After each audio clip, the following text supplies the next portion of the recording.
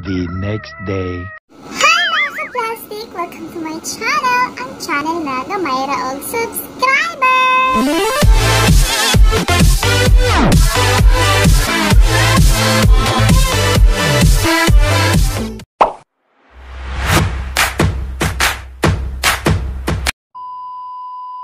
So this next question is from Ivy, one of my friend in Gmall, Tagum.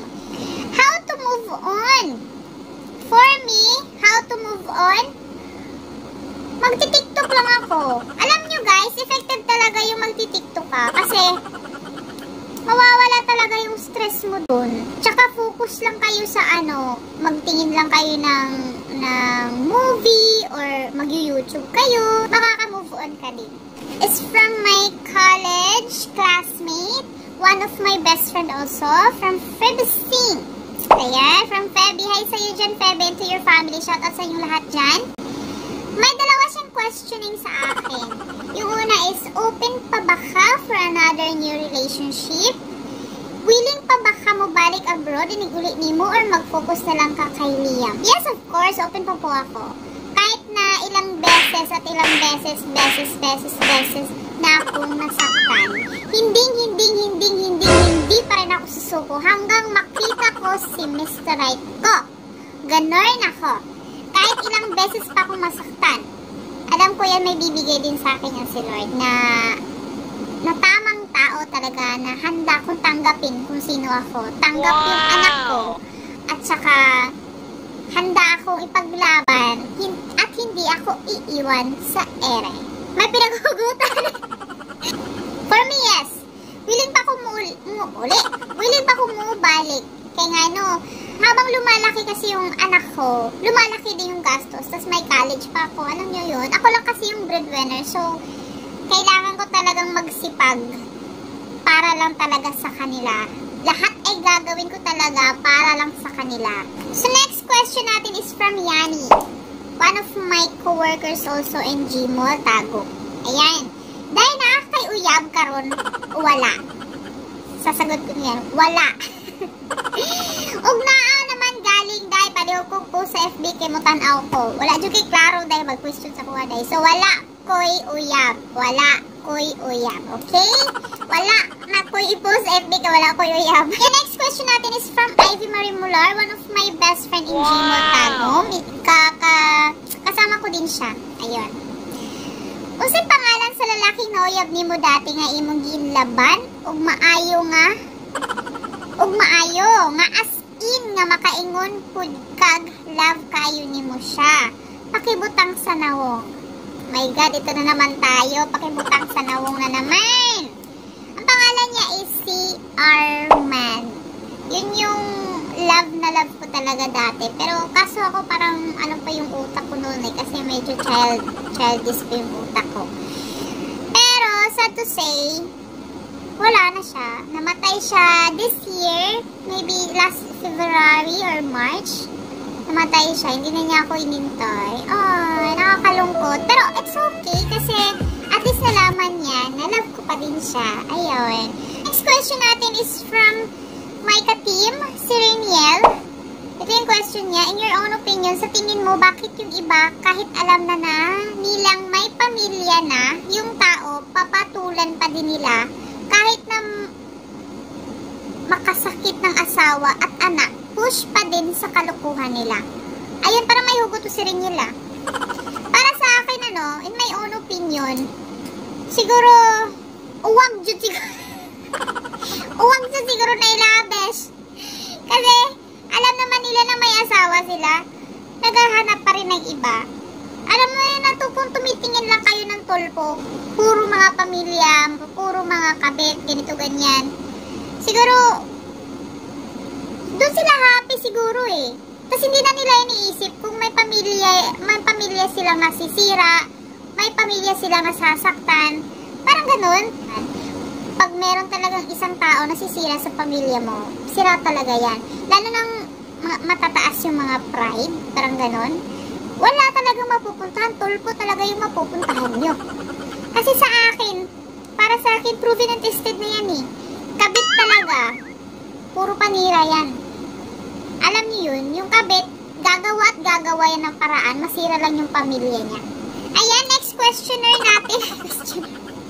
It's from Riddle Jean Martinez. Anong apelyido nito na ngayon? Nakalimutan ko, Zay. Ayan, one of my class schoolmates in high school. And then ngayon, teacher na po siya. So, I'm so happy for you, Zay, and to your husband. Ayan.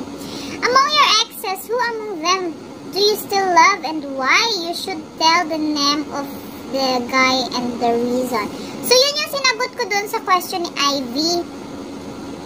Ang love ko pa din hanggang ngayon is yung lalaki na tunay nagmamahalin sa akin at tanggap ng pamilya ko. Yun si Arman. Kaso, wala na nga siya. Sa ex ko kasi, siya lang talaga yung hindi ko talaga makakalimutan. Kasi yung mga other exes ko, excess baggage, mga ano na yun, binasura ko na yun. Si Arman talaga, napakabait, tsaka effortless, tsaka maginoo, pero medyo bastos, kaya hindi, may takot din siya sa Diyos. Alam mo yung every time magkikita sila ng mama tsaka papa ko sa palengke dyan sa Santo Tomas, takbo siya ng takbo, tsaka nagbe-bless talaga siya sa mama tsaka sa papa ko. Kumusta na po si ganito ganyan, asan siya ngayon? Tanong pa rin siya sa akin, may concern pa rin sa akin. So parang na-feel ko pa din yung love niya kahit na matagal na panahon na. So next question natin is from Christian Pakultad. Ayan, hi Christian, shoutout sa iyo dyan. Unsay feeling ni mo og ma-inlove kag balik sa imuhang ex? Feeling na ako, wala. Dili man po ko, since for me, wala pa ko ka-experience yung magbalik sa kuwang ex. Ay di na ko ganahan. Eh once nga magkasala manggod na sila, buhaton nila po na ila, diba? So next question po natin is from Kuya Pating, one of my uyuan out there. Shoutout sa iyo dyan, Kuya Pating, and to your family. Nanong walay pagmahay nga mag-una? Siyempre, kung magmahay ka nga mag-una, murag maot man po. Parang pangitignan kung magmahay nga mag-una. Siyempre, nadyo na sa pag-iwit ang pagmahay, nasa huli talaga ang pagsisisi kasi di mo yan gagawin pag hindi mo yan iniisip eh. Diba? Wow. So, ayun.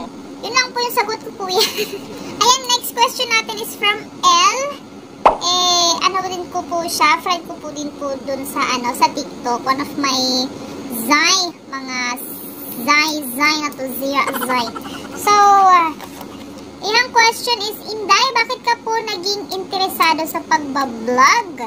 Dahil ba magkakasahod ka dito sa YouTube or maging famous ka lang sa mga viewers mo? Ayun, for me, naging interesado ako since nung wala akong magawa.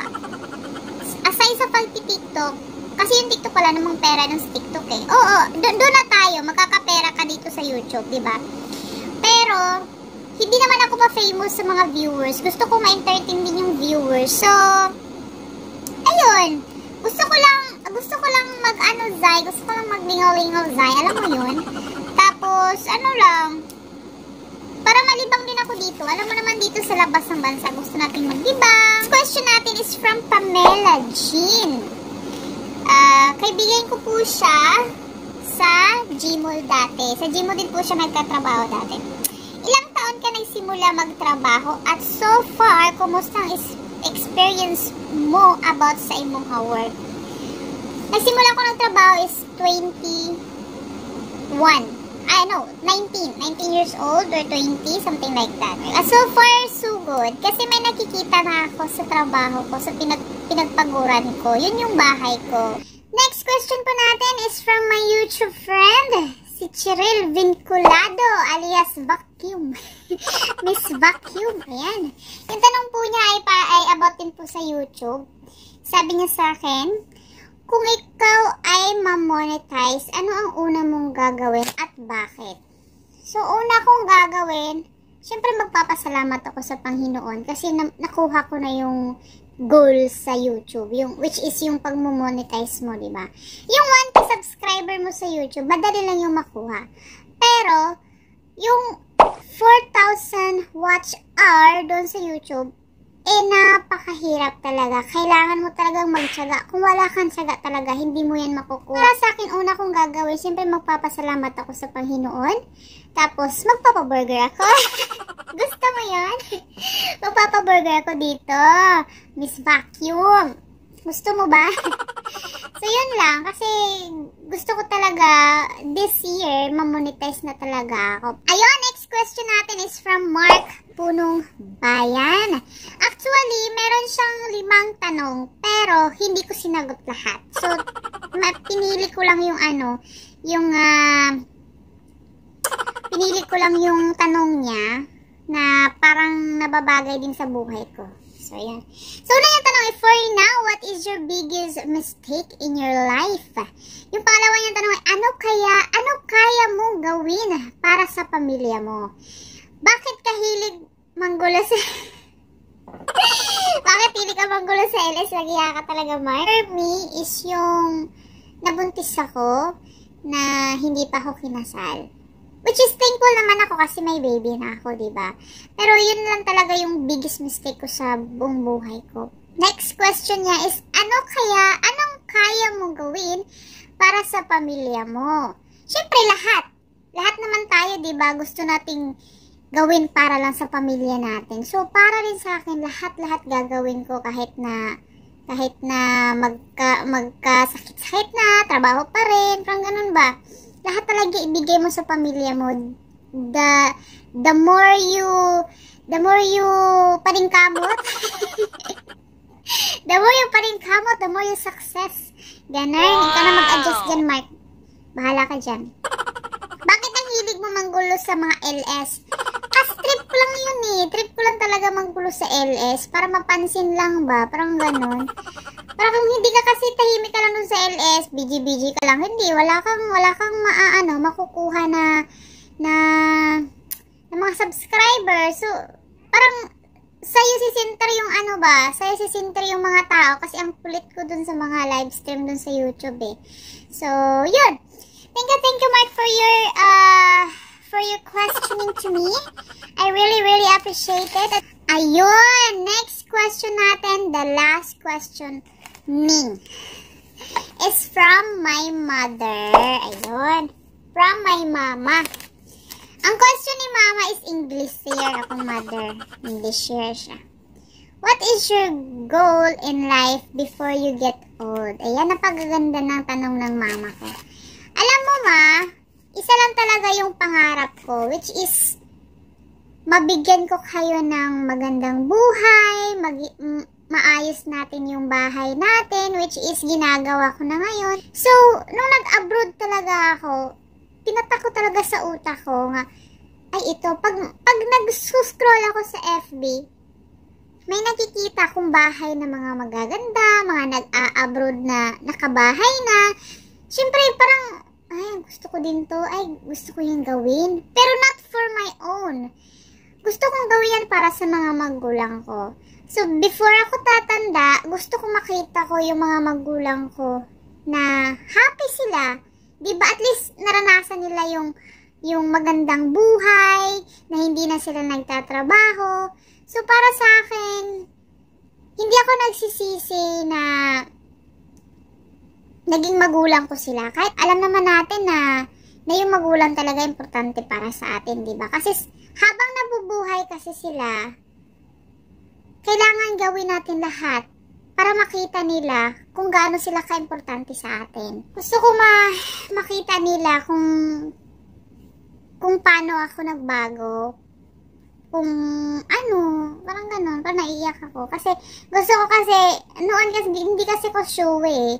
So yun, unti-unti, gumagawa na ako ng paraan para mapasaya sila. So, sa konting effort ko lang doon, napakasaya na nga nila eh. Kaya magawa ko na lahat yung pangarap ko para sa kanila, di ba? The next day.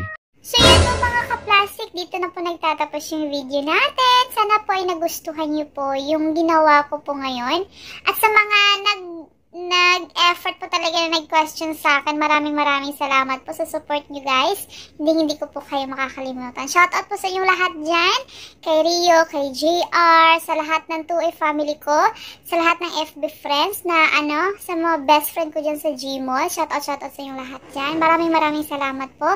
At dito na lang po nagtatapos mga ka-plastic. Bye! Peace.